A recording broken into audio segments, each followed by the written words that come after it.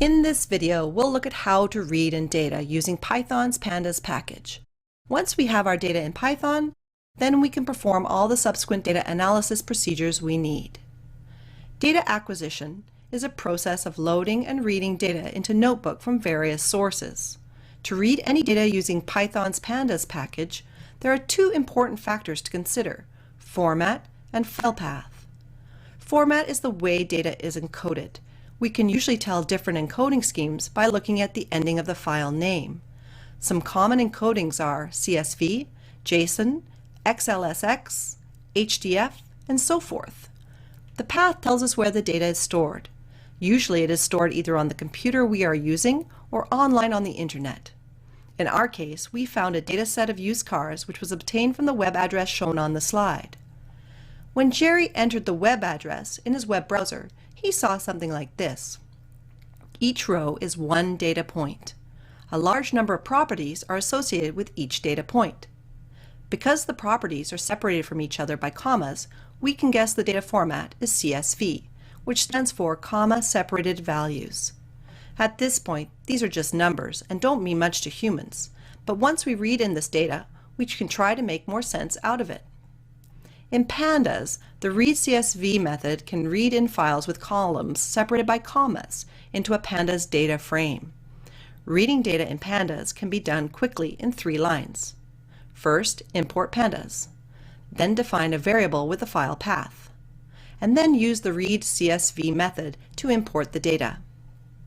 However, readCSV assumes that the data contains a header. Our data on used cars has no column headers, so we need to specify readCSV to not assign headers by setting header to none. After reading the data set, it is a good idea to look at the data frame to get a better intuition and to ensure that everything occurred the way you expected. Since printing the entire data set may take up too much time and resources, to save time, we can just use DataFrame.head to show the first n rows of the data frame. Similarly, DataFrame.tail shows the bottom n rows of data frame. Here we printed out the first 5 rows of data. It seems that the data set was read successfully. We can see that pandas automatically set the column header as a list of integers because we set header equals none when we read the data. It is difficult to work with the data frame without having meaningful column names. However, we can assign column names in pandas.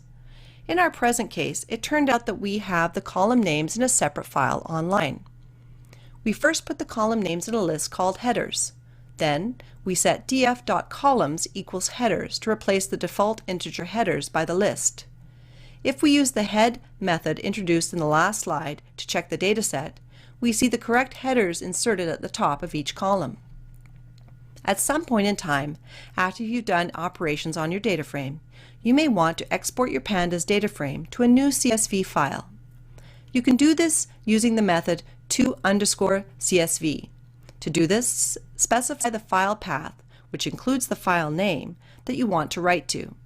For example, if you would like to save data frame df as automobile.csv to your own computer, you can use the syntax df.to_CSV. For this course, we will only read and save CSV files. However, pandas also supports importing and exporting of most data file types with different dataset formats. The code syntax for reading and saving other data formats is very similar to read or save CSV file. Each column shows a different method to read and save files into a different format.